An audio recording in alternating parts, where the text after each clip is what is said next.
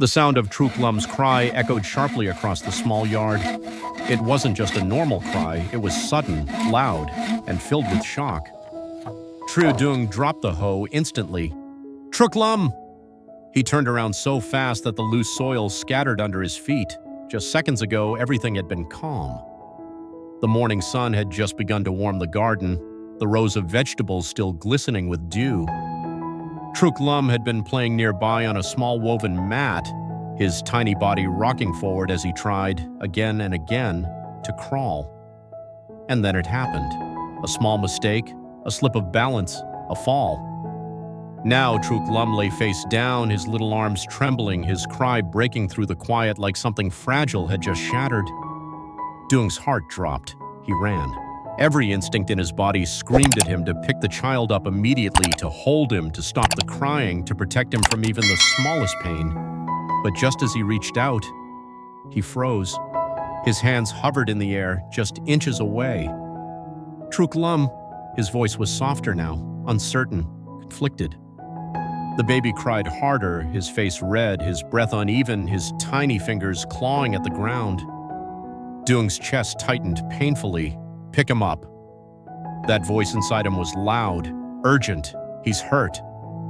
But another voice, quieter, deeper, began to rise. What if this is something he needs to learn? Duong slowly lowered himself to his knees, not to lift the baby, but to be at his level. "I'm here," he whispered. His voice trembled slightly. "I'm not going anywhere." Truc continued crying, his small body shaking as he tried to push himself up, but failed, again and again. Each time his cries grew louder. Each time Duong's heart broke a little more. "If you were in my place right now," Duong murmured quietly, almost as if speaking beyond the moment, "would you pick him up or let him try?" He swallowed hard, because there was no easy answer. Another attempt. This time, Truc managed to lift his head slightly. His arms trembled violently. His body wobbled. Then, he collapsed again. "Ah!" The cry came out sharper, more desperate. Duong clenched his fists. He wanted to end it, to make it stop, to protect. But something held him back. Not indifference, not coldness, but a realization forming slowly inside him. "I can't always be there to catch you," he whispered. The words hurt him as he said them. "But I can be here, while you learn to stand." Seconds passed, then minutes. Each one felt like a test, not just for the child, but for him. Truc tried again. This time his movements were slower, more controlled. He pushed his arms against the ground, his small body lifted, shaking, unstable. But he didn't fall, not immediately. Duong's breath caught. "Come on, you can do it." His voice was barely a whisper now, filled with hope and fear. Another second, another movement. And then, Truc pushed himself up onto his knees, still shaking, still uncertain, but upright. Silence fell. The crying stopped, replaced by small, uneven breaths. Duong felt something inside his chest break open. Not pain, not fear, something else. Pride. "That's it," he whispered, his eyes glistening. "That's my boy." Slowly he reached out. This time he didn't hesitate. He gently lifted Truc into his arms, not to stop the pain, but to share the victory. "You did it." He pressed his forehead lightly against the baby's. "You really did it." Truc crying faded completely. In its place, a soft, confused expression, and then a small sound, almost like a laugh. Duong smiled, for the first time that morning. After a while, he tied a long cloth around his chest and carefully placed Truc on his back, securing him tightly. "All right," he said softly. "Time to work." The garden stretched quietly in front of him, the same soil, the same tools, but something had changed. With each step he took, he could feel the small weight on his back, warm, alive, trusting. He picked up the hoe again. The sound of metal hitting earth echoed steadily. One strike, then another. Behind him, Truc shifted slightly, letting out small sounds as he watched the world from a new height. "You see this?" Duong said, glancing back slightly. "This is where we grow our food. He continued working. Sweat slowly formed on his forehead, but he didn't stop, because this wasn't just about planting vegetables, it was about building something for both of them. After finishing a row, Duong set the hoe aside and walked toward a pile of bamboo stacked near the edge of the yard. He picked up a knife, sharp, worn, familiar. "What do you think?" he murmured, adjusting the baby slightly on his back. "Should we make something today?" He selected a piece of bamboo, then another, carefully measuring, cutting, shaping. The sound of the blade slicing through bamboo filled the quiet afternoon, steady, rhythmic, almost calming, piece by piece. A small frame began to take shape, curved edges, smooth surfaces, strong enough to hold, gentle enough for a child. "A cradle," he said quietly, "so you can rest while I work." He paused for a moment, looking at what he had built so far, then back at the baby. "If you're still watching this story," he said softly, a faint smile forming, "maybe you already understand." He adjusted the rope, tightened the knots. Loving someone. He tested the cradle gently, making sure it was safe. Doesn't mean protecting them from everything. He placed Truc carefully into the newly made bamboo cradle. The baby moved slightly, then settled. "It means..." Duong sat down beside it, watching, listening, being there, giving them the strength to face the world. The wind moved gently through the garden, the leaves rustled softly, the cradle swayed just a little, and in that quiet moment, a young man who once had nothing had learned one of the hardest lessons of all. The afternoon should have been peaceful. The garden was quiet, the rows of freshly planted vegetables resting under the warm sunlight, and the small bamboo cradle swayed gently beside the house. Truc lay inside, his tiny chest rising and falling steadily, one hand resting near his face as if he was still holding on to something invisible. Trieu Duong sat nearby, sharpening his knife slowly. The sound of metal against stone was steady, calm, but his mind was not. He kept glancing at the cradle, again and again, as if he was afraid that if he looked away for too long, something might happen. "You're getting stronger," he murmured softly, his eyes lingering on the baby. "And I have to learn how to be stronger too." He exhaled slowly, leaning back slightly. For the first time in a long while, there was a moment of stillness, then a sound, a small shift. The cradle moved, not gently this time, stronger, uneven. Duong's eyes snapped up. "Truc Lum?" The baby stirred, his body twisting slightly, his small legs pushing against the side of the cradle. It was subtle, but wrong. Duong stood up immediately. "Hey, hey!" He stepped closer, but before he could reach it, the cradle tilted, just enough, just fast enough. Everything happened in a split second.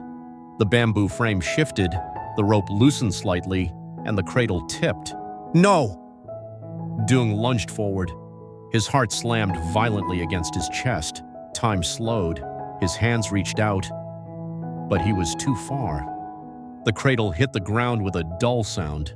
Truc rolled to the side, and then a cry, loud, sharp, terrifying.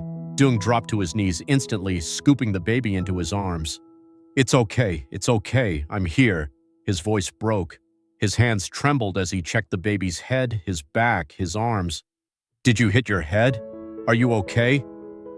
Truc cried harder, his face red, his breath uneven. The same sound from the morning, but worse.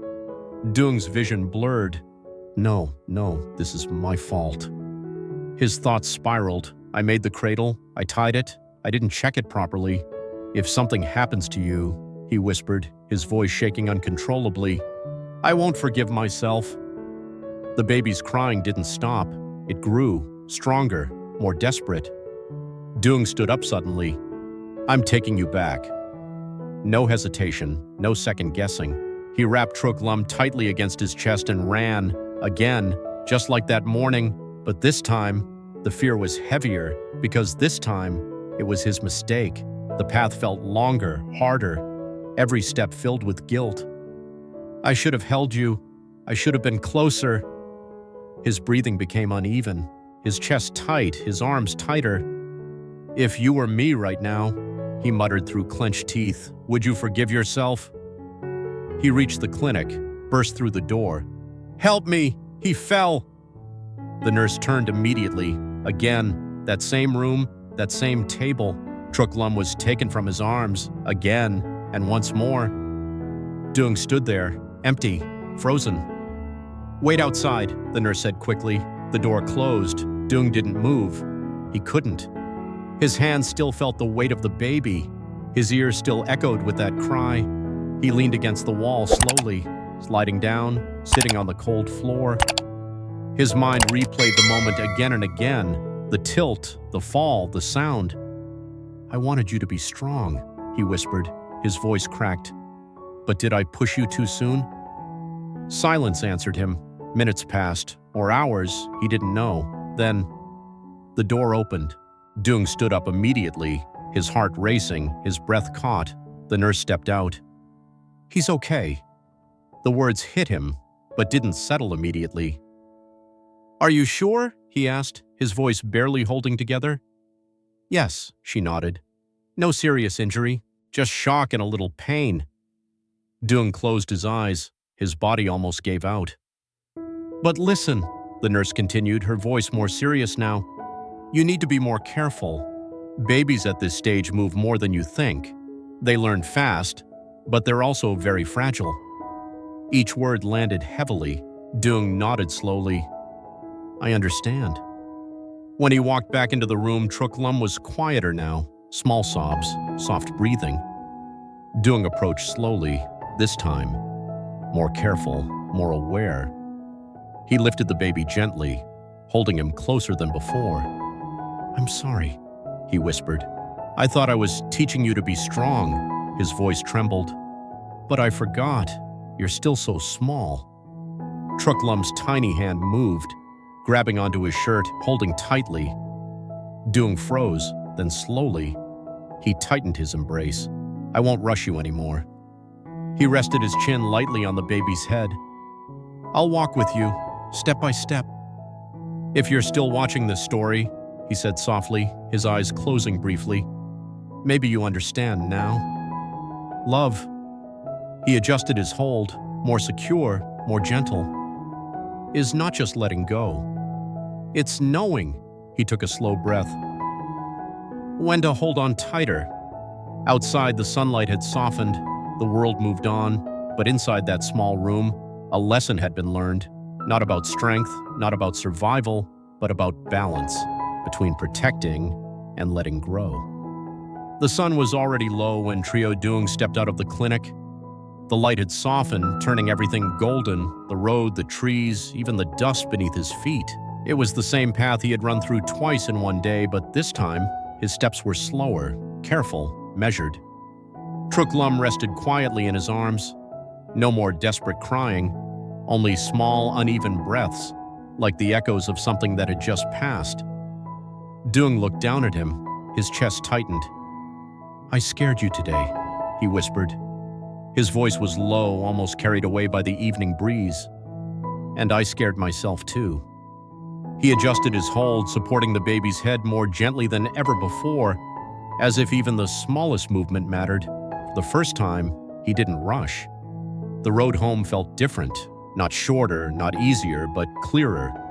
Each step carried a thought. Each breath carried a lesson. When he reached the house, the bamboo cradle was still lying on the ground, slightly tilted. One side of the rope loosened. Duong stopped. He stared at it in silence. That simple object, something he had built with pride just hours ago, now felt like a reminder of his mistake, of his fear, of how thin the line was between care and harm. He walked over slowly. With one hand, he picked up the cradle. With the other, he held Truc closer. Then he sat down on the wooden step in front of the house. The sky above was turning orange, then deeper, then darker. I thought being strong meant letting you face things on your own, he said quietly. His eyes never left the child. But I was wrong. He paused. His fingers gently brushed across Truc small hand. You're not supposed to do everything alone. His voice softened. Not yet. A light wind passed through the garden, rustling the leaves. The small rows of vegetables swayed gently as if responding to something unspoken. Duong looked toward the bamboo pile again, then back at the broken cradle. "I'll fix it," he said, but not the same way. Carefully, he stood up and walked inside.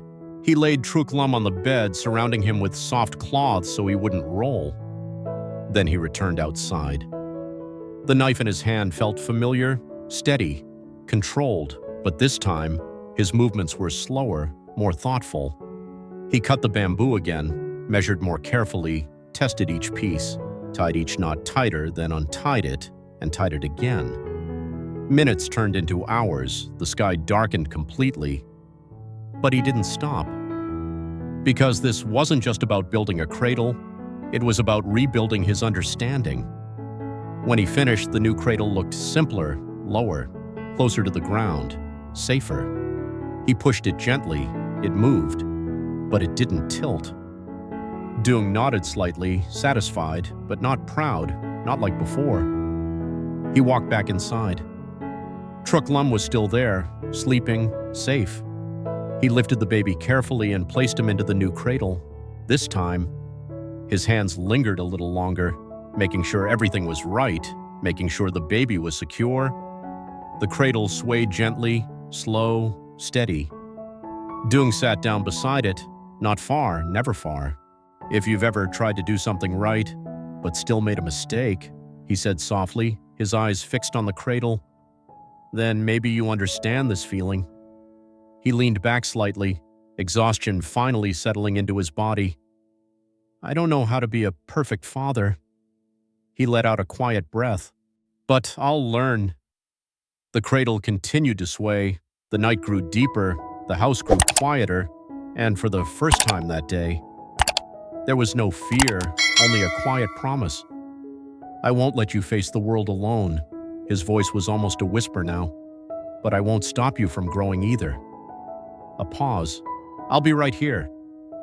The wind moved softly through the window, the cradle swayed gently in rhythm, and inside that small stone house, a man who once had nothing was slowly learning how to build something real, not just a home, not just a future,